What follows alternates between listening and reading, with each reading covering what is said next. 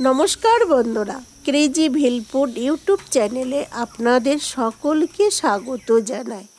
নিয়ে এসেছি আপনাদের সামনে আজকে একদম নতুন একটি ভিডিও, যেটি আমি বাড়িতে একদম সহজে রান্না করেছি। সেটা হলো মটন কারি। এই রেসিপিটি আমি কিন্তু ঘরোয়াভাবে খুবই সহজে রান্না করেছি। আপনারা চাইলেও বাড়িতে এইভাবে রান্না করে দেখতে পারেন। এর সঙ্গে রয়েছে ফ্রায়েড রাইস।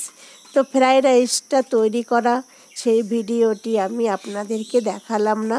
মটন কারি রান্না করা সেই রেসিপিটি আপনাদেরকে সহজভাবে দেখিয়ে দিলাম। বন্ধুরা, আপনারাও কিন্তু বাড়িতে এইভাবে করবেন। তো আজকে দুপুরবেলায় হঠাৎ করে খাবারের মেনুতে চলে এসেছে মটন কারি।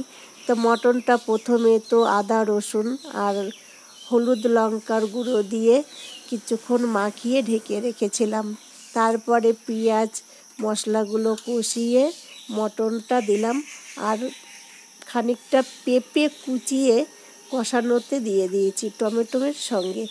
এবার ঢেকে ঢেকে ভালো করে সুন্দর করে কষিয়ে নিলাম। তারপরে প্রেসার কুকারে কয়েকটা সিটি দেওয়ার জন্য এগুলোকে তুলে নেওয়া হচ্ছে।